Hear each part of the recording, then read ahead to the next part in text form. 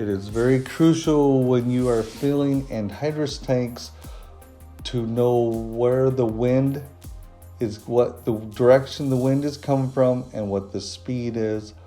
There will be times you will be downwind filling tanks, and always remember that takes a little more precaution when you are filling tanks. Try to always be upwind if all possible filling tanks. When we are filling the tank, always look at your valves at the tank to make sure they're on, no leaks. Look and make sure you have the right PPE, which is your neoprene gloves. Make sure your cuffs are turned up, so if you are working on it, nothing will spill on your arms. Have long sleeve shirt, goggles. With it, I am wearing a face shield right now. You don't necessarily have to have one of those, but you have to have NH3 goggles. There is a water tank with 150 gallons of water. Always make sure that is full before you start the filling process. Here I'm looking at the top of the tank to just make sure everything looks okay. The valves are shut. I am pulling the caps off where you fill the tank. There will be 2 caps you take off.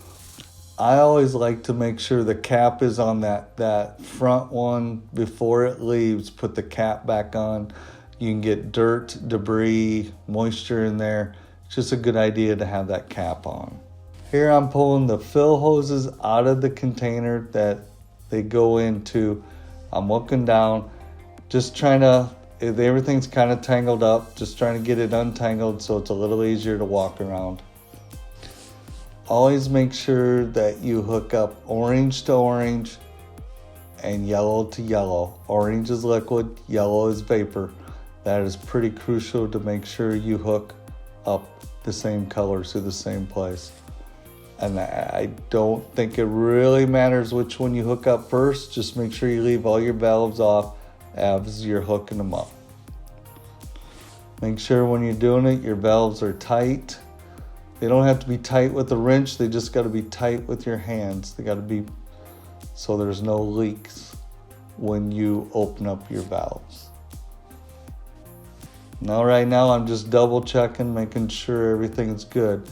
The next step is there is little drain weep hole screws that you have to make sure they're tight and seated. What those are for, you'll see down the road, but what those are for is when you are done filling the tank, you release the pressure from valve to valve so you don't have any chance of it getting on you. That's when it's really crucial to know what direction the wind is as you do that, because it does, a little anhydrous comes out of those bleeder screws when you loosen them.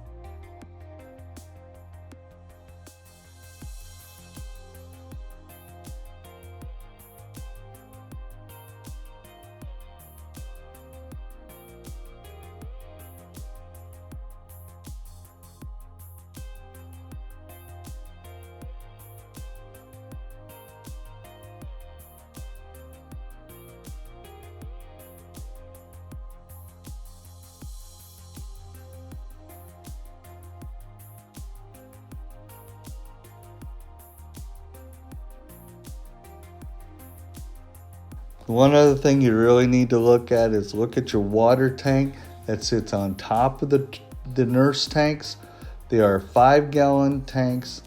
Before they leave, they need to be full with fresh, clean water. That is a requirement.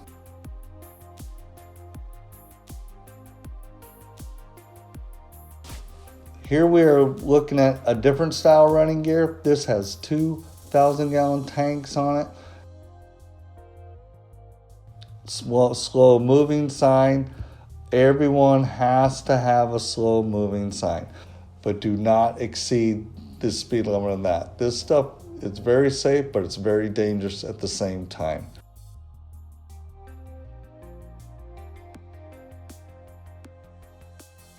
What we're doing there, looking at the tires, looking at the rims, the lug nuts are tight, looking at the frame there to make sure there's no cracks, breaks, make sure your mounting bolts are on tight, looking across cracks, and make sure your stickers for your reflector tape is on. Once again, looking at the tank to make sure all your stickers are on and they all are visible and they look good.